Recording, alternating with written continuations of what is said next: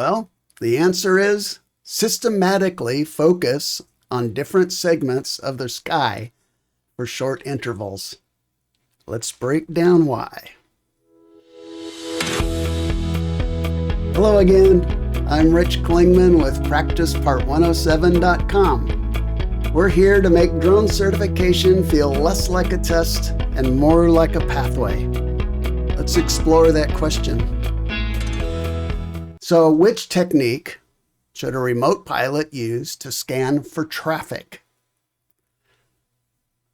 So, a remote pilot should, and we already said, in this case, it's A. So your test, when you take an official FAA Part 107 test, will have 3 answers.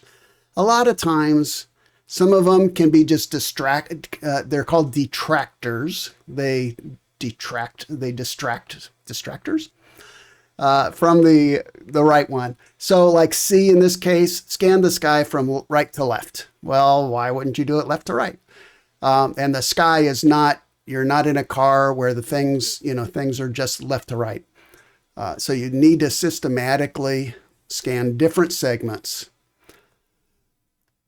Here are some nice words. The AI actually helped me generate this. A lot of my material on here is AI generated. And hopefully, because I haven't proofread everything. And if we look back at the drawing, I thought the drawing should have come up here. Oh, well, there it is.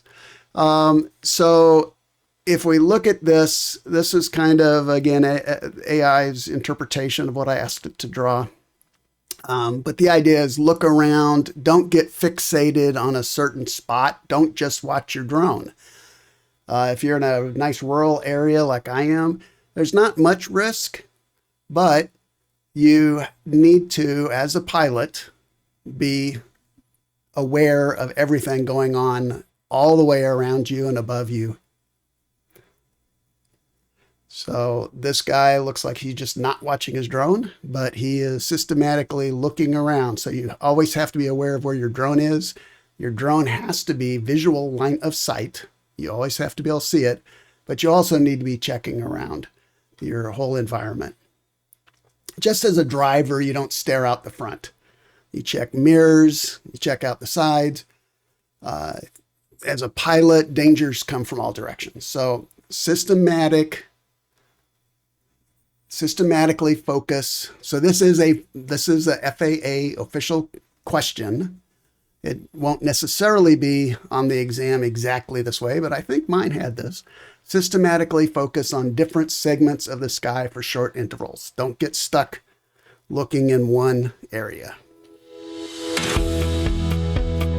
Okay, you've got that question solid. Let's keep going. We've got hundreds more with clear explanations in multiple languages, plus unlimited practice quizzes and more. Please like and subscribe, and visit us at PracticePart107.com. Learn fast, fly smart, test with confidence. Until next time, keep your props spinning and your mind sharp